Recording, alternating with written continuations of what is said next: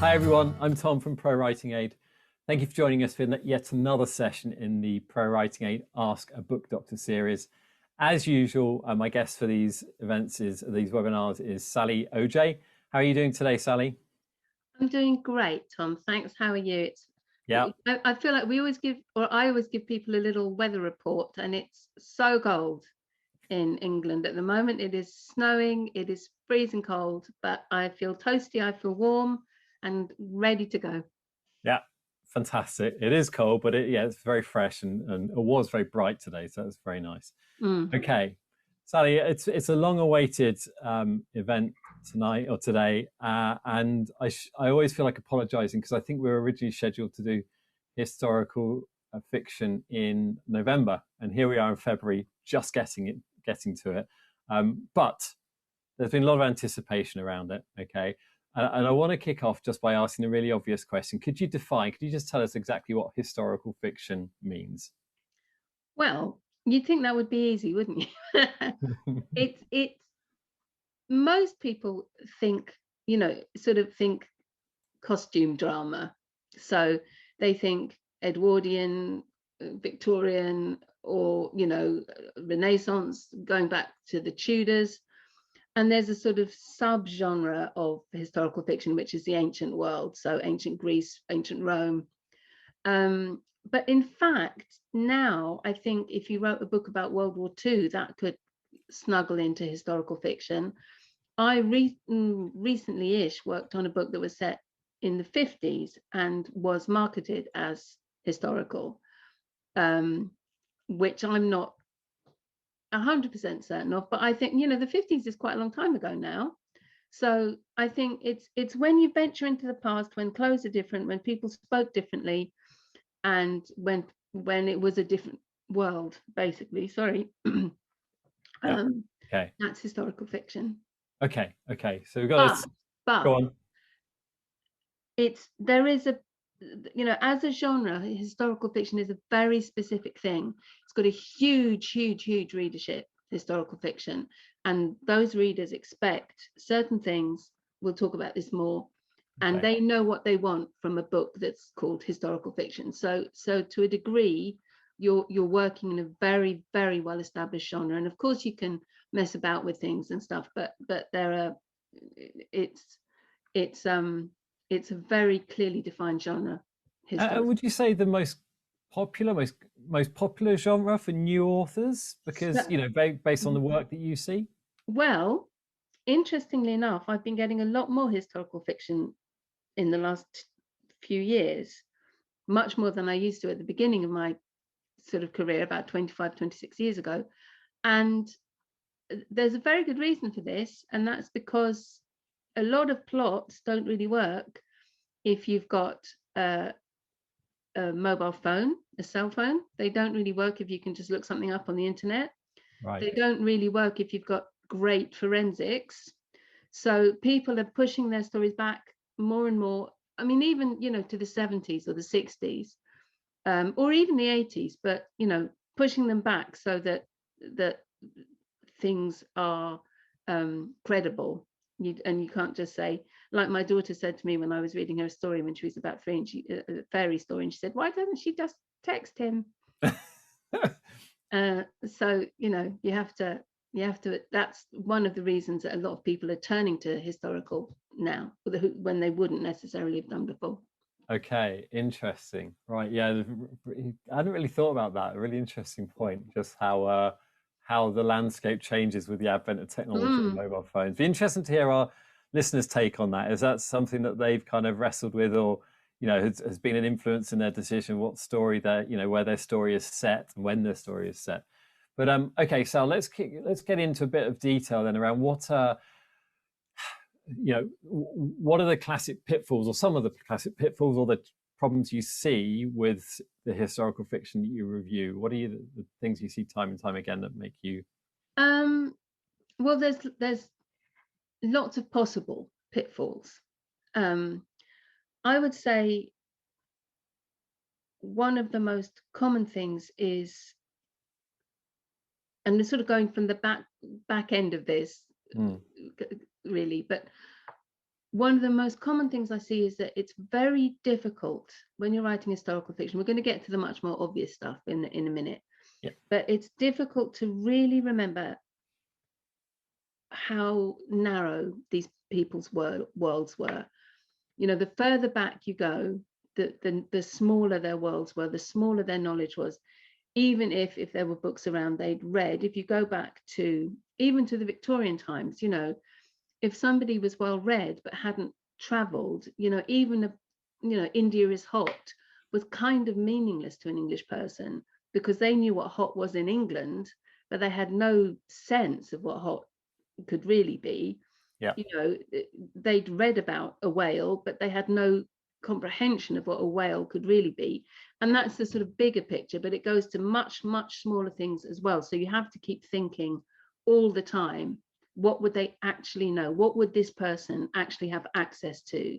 And even if they had access to that knowledge, what would that mean? So that's quite a big thing. But I think the most obvious thing I think you might have thought I was going to say is research, obviously. Yeah.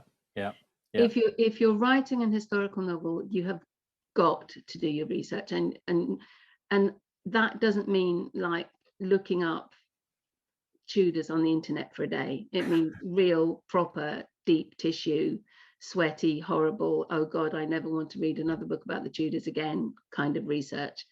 And because, well, for several reasons. One is, of course, because you want your book to be as authentic as possible. But also because if a reader who is reading your book because they're interested in the Tudors, say, for example, of that period of time, if they find one mistake, they're going to lose all sense of trust in you as a writer. I don't mean really obscure things. You know, you're allowed to get, you know, the name of a certain flower that only blooms once, you know, every 40 years, a bit wrong. But, you know, something that a reader could spot and think that, oh, I don't think that's right. So you've really got to do your research, and you've got to do proper research. And by proper research, I mean ideally reading books, not using the internet. Okay. Why is that? Well, the internet is great, and it is obviously a great source of information. But you've got to be, if you're using the internet for proper research, you've got to be terribly careful about the sites that you go to, because we all know that the internet, anyone can put anything up on the internet.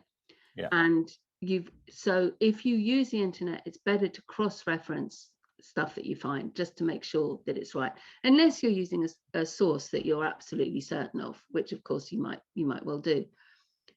If you've got a book about the Tudors written by an expert on the Tudors who spent 12 years researching their book, you're gonna get good stuff in there. Yeah. The danger is of sorry, I'm just going to write something down so I don't do my usual thing of saying, oh no, I've forgotten.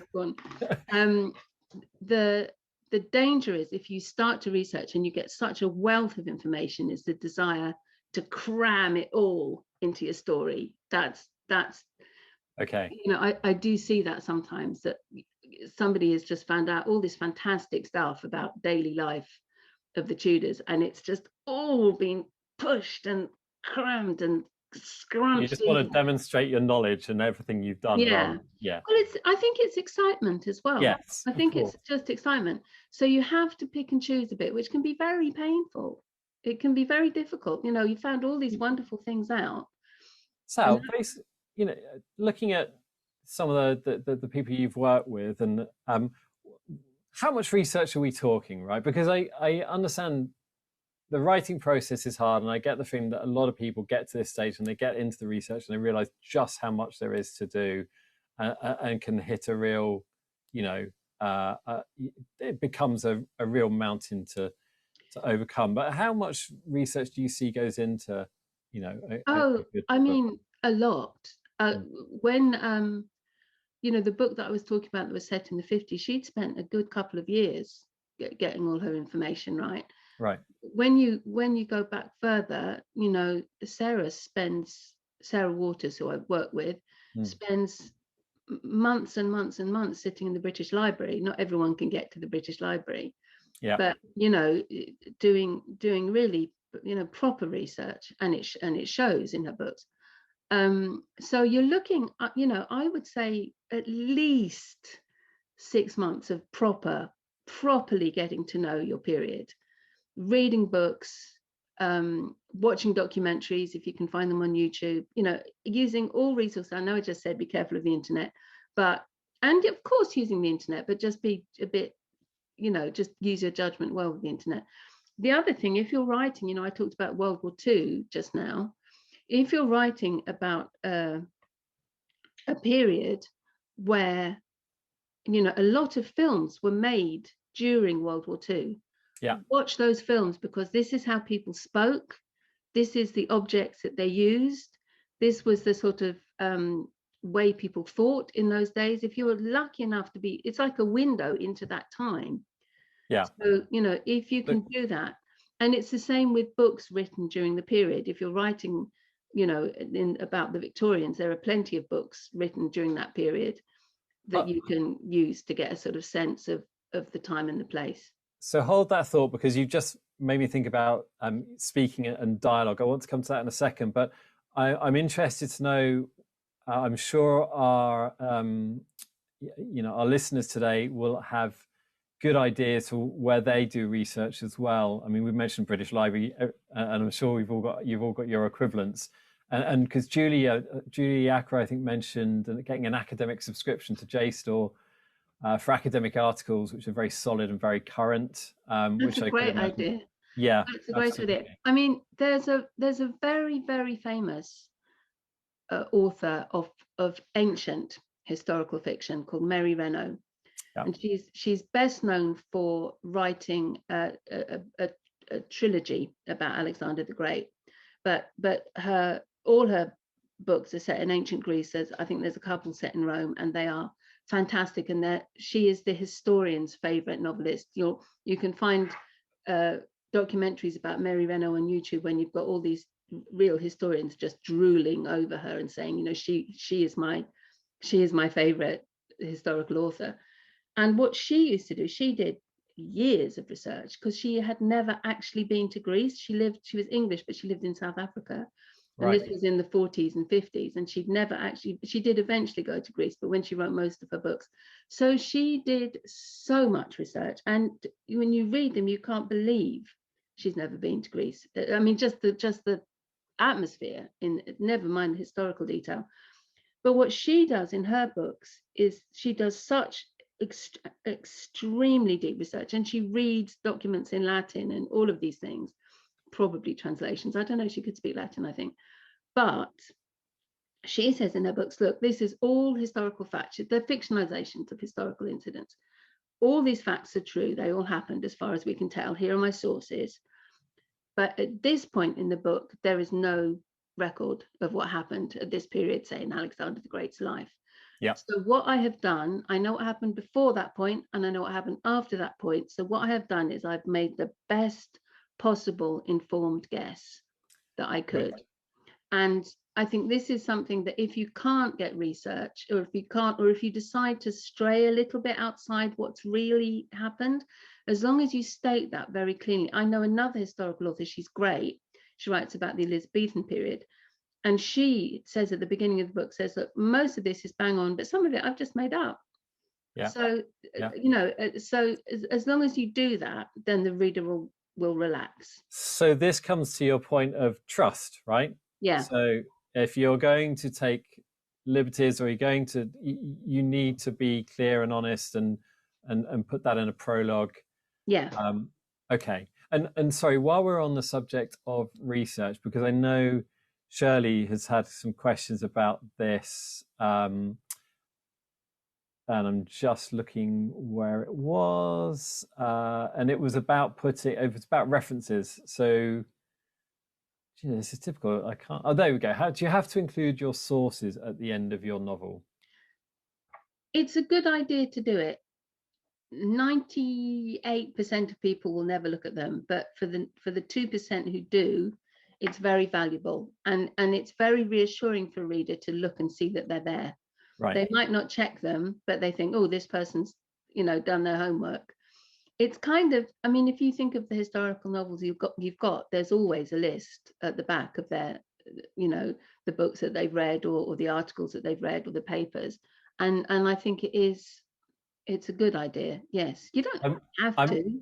I remember being sorry to cut it. I was just saying. Sal, I remember getting to the end of one of Sarah's books actually, and being amazed at just how many references, how big that reference section was, and actually quite intrigued because I'd kind of fallen in love with the book and I wanted to find out more about the era. So actually, I was looking at that reference section, thinking, oh, I wonder which of these I should go on and have a Yeah. look at myself. Be quite, but so okay, so it's a good idea. It's a good discipline, but nobody says you have to. Nobody says you have to, but I think I would advise you Yeah. to keep a record of your sources, and to use them, Yeah. Okay. put them at the back. Yeah. Okay, now coming back to another question, you mentioned how people speak, and this is Yeah. already something that's brought up questions as well. How do you reflect dialogue of the era? Because if you're going back a couple of hundred years or whatever, it's markedly different. Are you true to that? Do you reflect exactly as it would have been, or what's the Well, balance? it depends how far back you're going. I think if you're going World War II, or even World War One, you can be pretty true to Yeah, how people really spoke. But this comes back again to what I said: readers of historical fiction have certain expectations, and they want ye oldie fashionedy dialogue. That's what they want. But what they don't want, because it would be gibberish and they wouldn't be able to understand it, is really how Elizabethan spoke, or really how the Tudors spoke, or really even how people in, the Restoration spoke. yeah, And certainly not really how people in ancient Greece spoke. So what they want is something that they think sounds like historical dialogue, and we all know what that is. It's a certain kind of formalization to a degree, or it's a certain kind of, it's using the right expressions, which aren't the right expressions at all, but they are what people think will be the right expressions for that time. You can make them up, yeah. but so it's finding the sort of balance between getting and a sense of the place and time, without, of course, um, actually giving us how people spoke. Because if you go, you can get away with it to a degree with the Victorians. I think, again, you have to, I always I always I always enjoy a Victorian manuscript when somebody thrusts something into their reticule. That always makes me laugh. But that's just about, people just about know what a reticule is, or they can work it out. But you go back too far and you just start confusing people. So you can drop, Okay, and this is true of the narrative, of course, as well, I'm talking about now, but with both the dialogue and the narrative, you can be authentic yet not authentic. That's what okay. people really want. So when it comes to vocabulary that you may not recognize, or we may not recognize, and actually it's probably you don't need to. You don't, well, there's two things here. I'm going to make a note again. So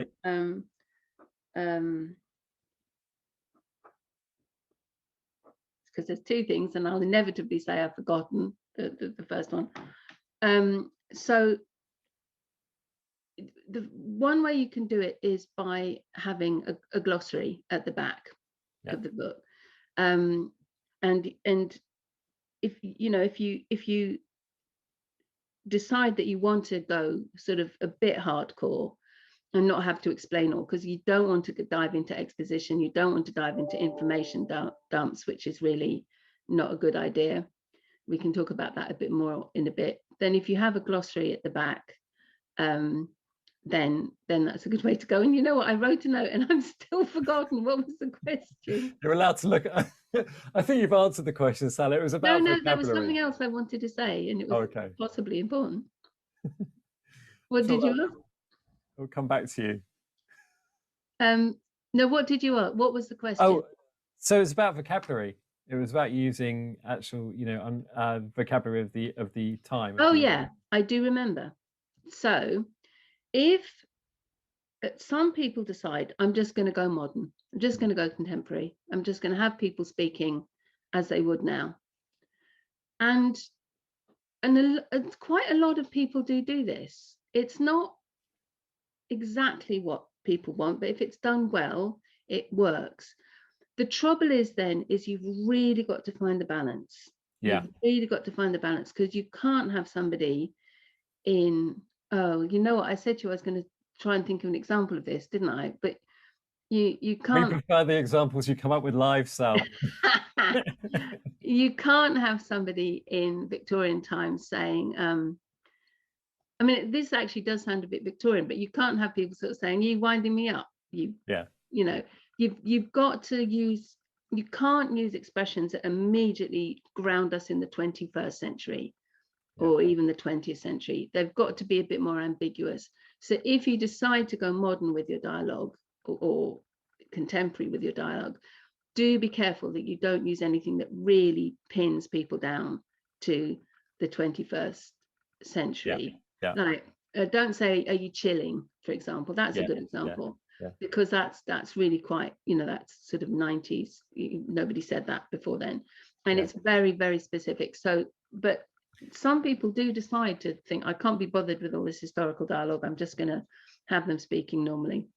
Well, the opposite. I mean, Barb makes a good point that if if you do, for example, you use a glossary or whatever, but you're asking the reader to then disrupt their flow, disrupt you ask them to constantly, you lose the beat of the piece, as Barb says. Well, that is true, but a lot of readers, if a glossary is there, will just trust that it is there. Yeah. So unless they're really puzzled, most readers can, if you talk about thrust, if a lady gets her pen out of her reticule, even if you've never heard the word reticule before, and it's hilarious, but you can work out pretty much what it is. Yeah. So if you can pretty much work things out, but that glossary is there at the back, you don't necessarily go. You can go. You can go there at the end and work things out. It actually, if you get into the groove of it, I use glossaries all the time. It's true that you don't want to pull your reader out of the story, but you also don't want them completely confused. Yes. So a quick flick, if I'm reading an historical novel and there's a glossary, I just keep my finger in the glossary, and then if it's done properly, like page by page or alphabetically, is best. But for me personally, I can just flick. Oh, that's what it means. It's a kind of a handbag. Great. So it's I'm always cautioning people, don't make your readers leave. It's different from going to Google. If it's there in the book that you're holding, it's not as bad. Yeah, good point. And I think, like you say, give some consideration to how you lay it out. Very important.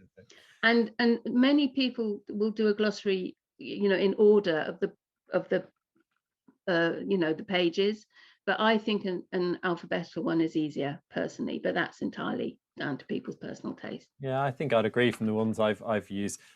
While we're on the subject of accuracy, Sal, Gary has asked about factual accuracy for characters. So when using real historical characters, do you maintain their factual accuracy? Well, if you're writing about an historical person, it's obviously 99% of it is going to be made up, isn't it? Because you're writing about their daily life or whatever, and people will know that and accept it. I've worked on several books lately, actually, but just by it's funny. I find my job is a bit like waiting for a bus. You wait, you don't have an historical novel for ages, and then 3 come along at once. It's quite strange. But I worked on a very good Roman novel recently, which was based on real events and real people. People who had been the very big events that had been recorded very faithfully, and he had taken a few liberties. And I was there was a point where I was saying to him, "But this didn't actually happen." And he said, "No, it's all right. I'm going to say at the beginning, that it's based on these historical events, but this is my version of these historical events." Okay. So again, we're back to the prologue. Kind of, or just a note at the beginning. Yeah. It can be a prologue. What you've got to be careful is if if people are in living memory, you've got to be careful. You know, Right. if people's descendants are still knocking around, then you've got to be very careful. And you've got to be careful of you know, what could be considered slander. You know, Yes.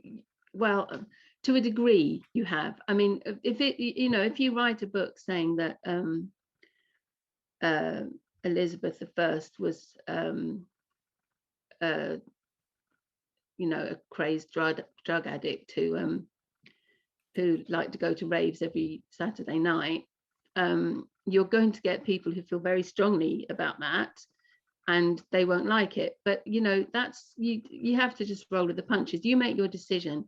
What is thorny is to get into stuff where there are living relatives of somebody who, or even descend, you know, quite distant descendants, but of a famous person who might take exception. But I think if you know, you can get away with an awful lot by saying at the beginning of the book, this is just my take. I've used this character as a starting point. This is just my take.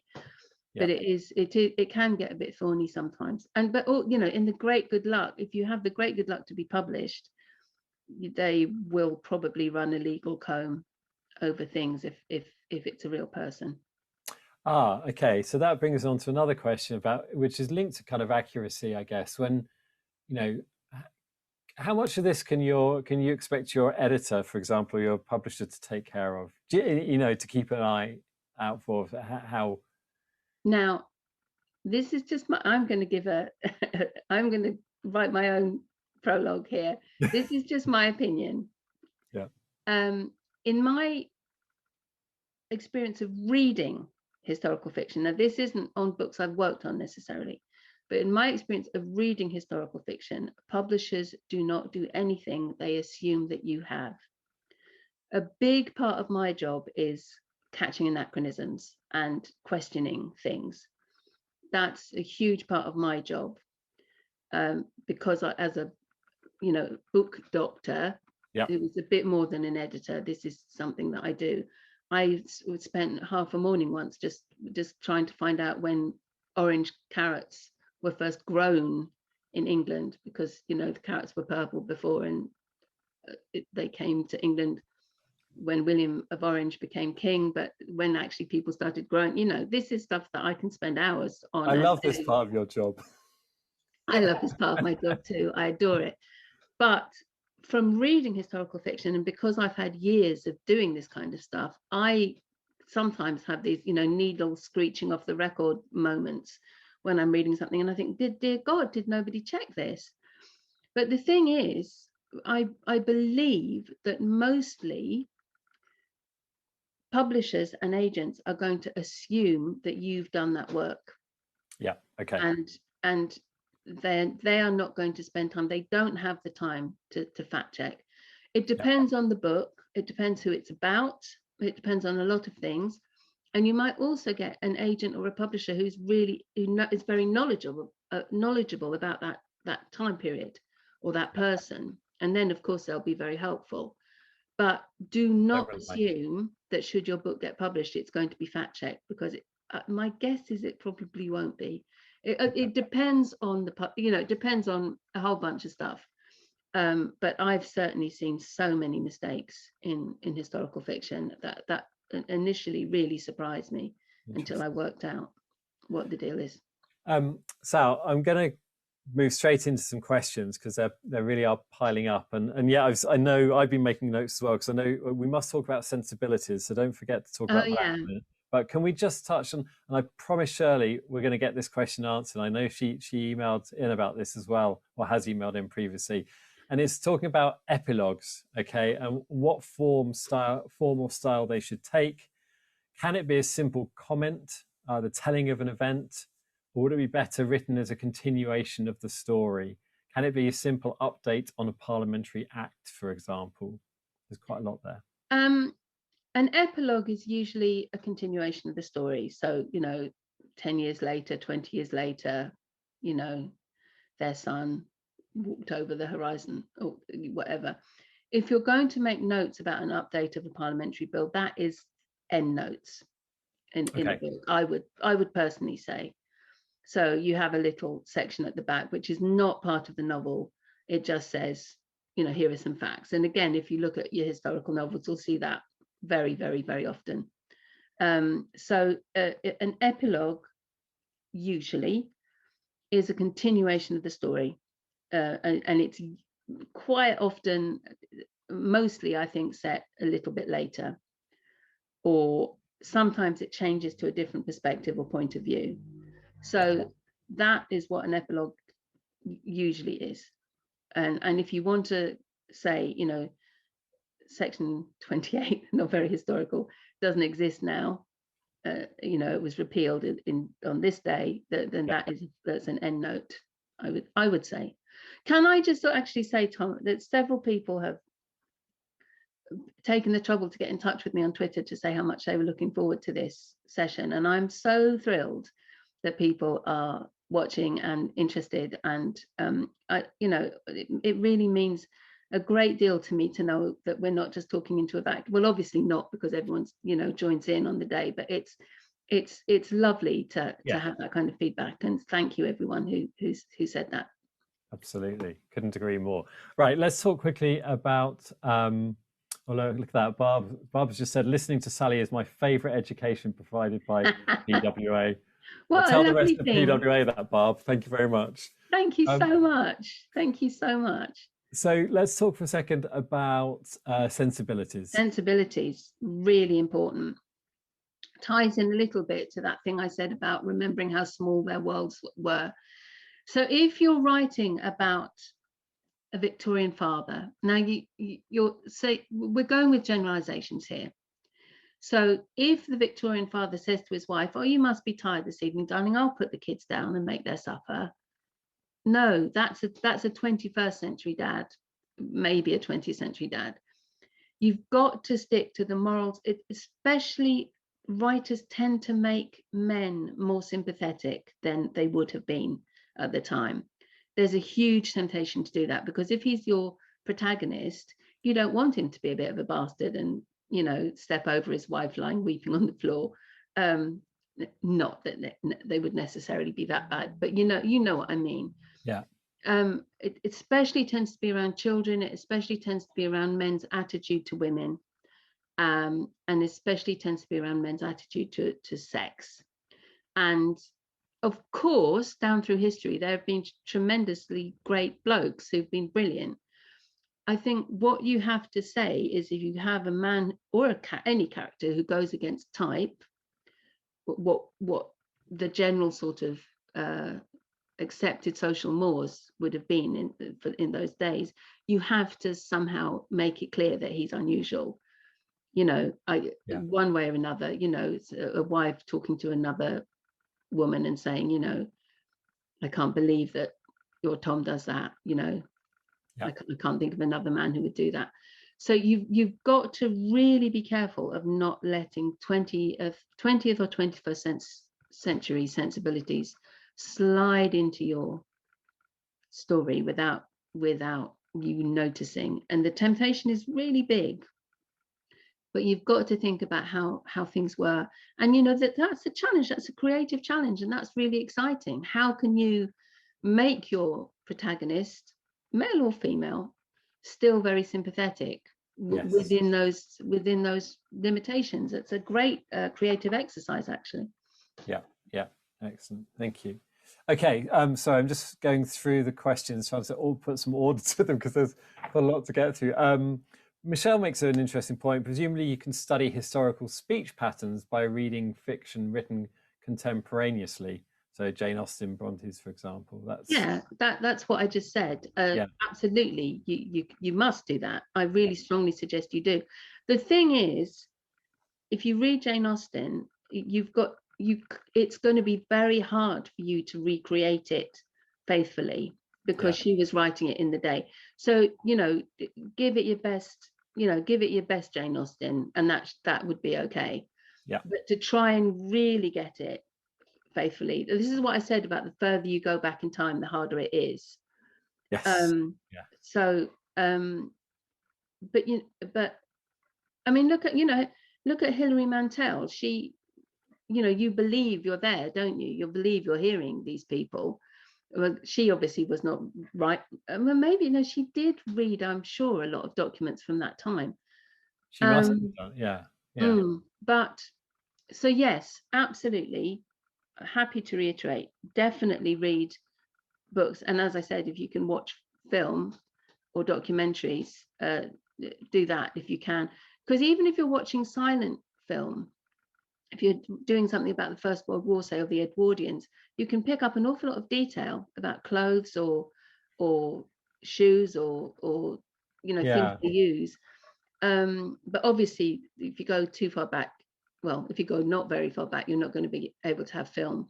But definitely, the more you read things set in that time, written in that time, the better. Yes, absolutely. Yeah. Okay. Some interesting questions coming in around. I kind of guess how to improve your discussion about how to get published. And one of the questions that Julie mentions is, well, I'll give it to you word for word. So I'm having problems integrating female characters as if we are being authentic. The class and employment area I'm dealing with does not have many visible women unless they're sex workers. I worry that I'm going to have to be anachronistic or just have a big gender imbalance and consequently put some publishers off. It's a very valid concern. The thing is, down through history, women have done stuff. And even in a society where most women weren't able to, or most women were too scared to, the things that held women back were class, money, and marriage, to put it really simplistically. But women have always managed, and working class women and poor women and married women have always managed to get things done. There's always been women down through history who have been the exception. So it's not out of, and you go, if you look back even to sort of Tudor times, there were a lot of women who owned businesses and stuff.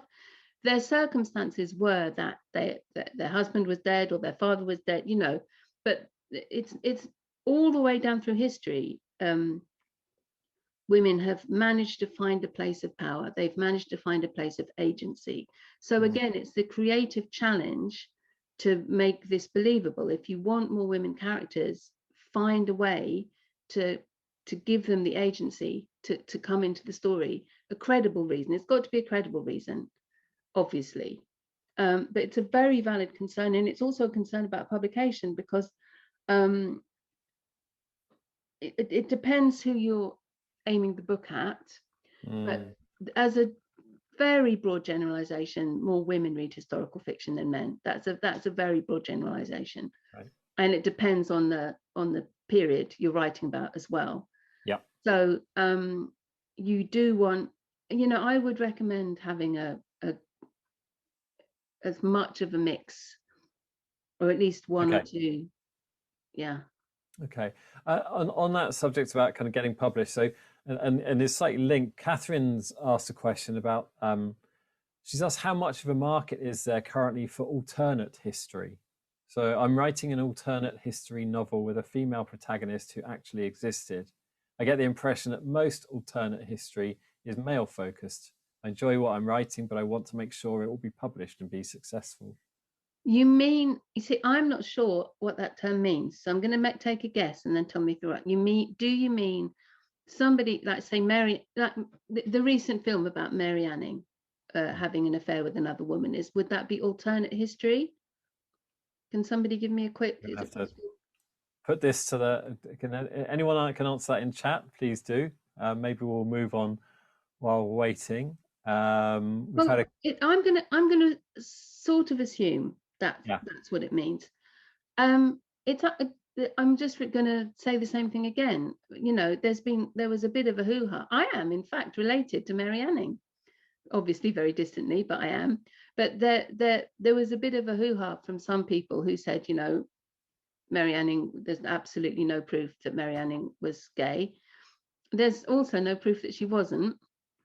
And I think it's open to interpretation. And my personal opinion is that she was married to her fossils, but that's just me. But the writer and director of the film made it very clear that this was just their interpretation, Right. and that's fine. If I mean, that it can be very interesting, So actually. Sal, there's a good example here. The Man in the High Castle is an Yes, alternate yes, history. Yeah. exactly. Oh, Yeah. yes. So yes, and I've worked on a book which is the premises that the Germans did invade the UK. Yeah. And that, so yes, that is absolutely, go for it. But then that is, you've really got to you're making a lot of work for yourself, because it's got to be really credible. But Yeah. fantastic if you can do it. And why not? Why shouldn't you do it? Hey, Yes, people love that. Yeah, we've only got these things always fly by. We've only got I probably know. 4 or 5 minutes left, and I've still got about 10 questions to try and get through. I may not get through them all tonight. Just at this point, just to say, do reach out on Twitter, through LinkedIn, through the Facebook group, through our support channel. If you have questions you'd like answered and we don't get around to tonight, we'll always try and get back to you at a later point. Can I just say, Tom, I would be up for that as well. I'm happy to answer questions that couldn't be answered tonight. That's just as well, because I can't answer them, Sal. It has to be you.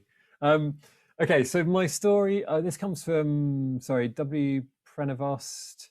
My story, the Bugatti family, goes from the Belle Epoque era to pre-World War II. So should I be establishing the time changes through things like clothing styles, newly established technology, telegrams to telephones, or directly by saying it was summer 1998, for example?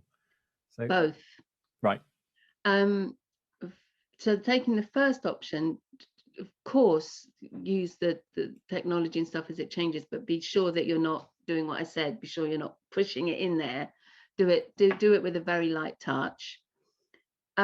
Always, and so this is just my opinion, and this is what I always tell people, but always put, Lincoln 1928 at the top of a chapter. Most people won't even read it, but it's there. So if people want to check, especially if you're moving in time, especially very much so if you're going backwards and forwards in time, just put it at the top of a chapter or a change of scene.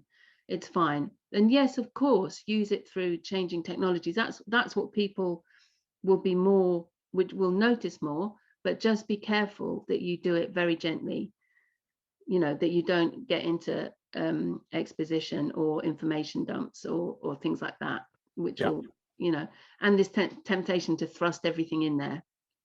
You don't want to thrust everything into your reticule. That's the last thing you want to do. So just a light touch.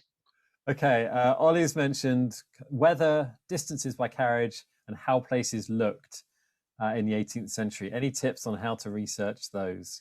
Well, it's funny because you and I were talking about this, Tom, weren't we? Yeah. Even in my early childhood in England, all the country, the proper country lanes had huge hedges that were almost met at the top, like that was like tunnels. So you couldn't see out across the fields or anything. They had these huge hedgerows.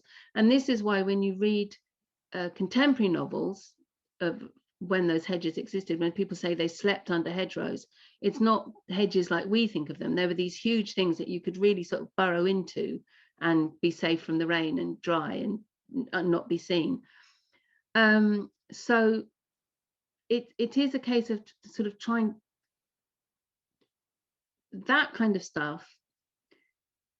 It is deep tissue research. I mean, I only know that because I remember when the hedges were cut down and it felt so weird that you could suddenly see these whole vistas.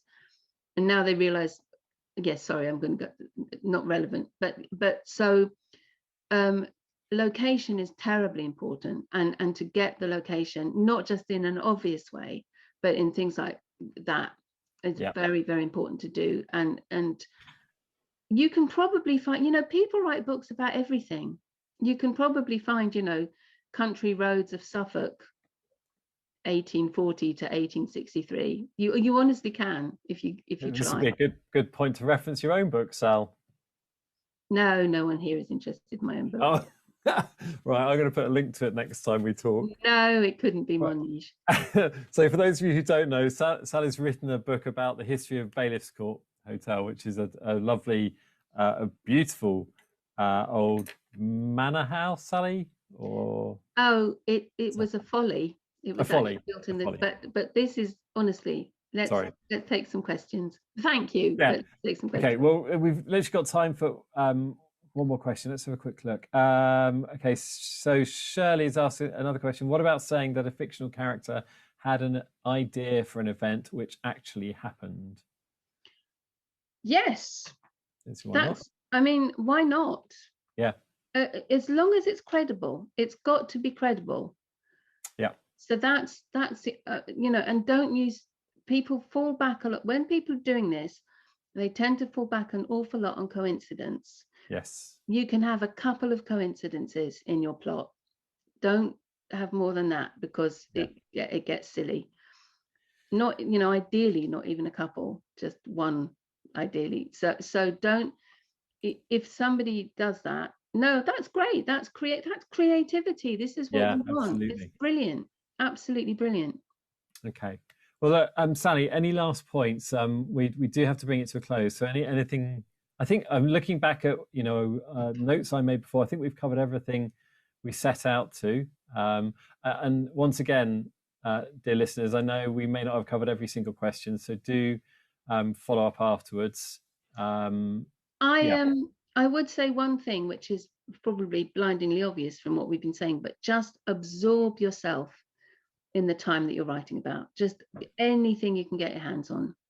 And although I'd say about the internet, you know, do use the internet, just be careful of the sources. YouTube, documentaries, books, just absolutely absorb yourself in that time, and it will just make a huge difference. It yeah, really will. great. Okay, well, it's that point once again.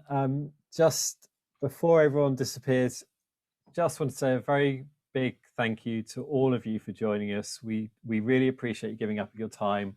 We really appreciate you taking part, and that means contributing your questions as well as your advice in the chat panel.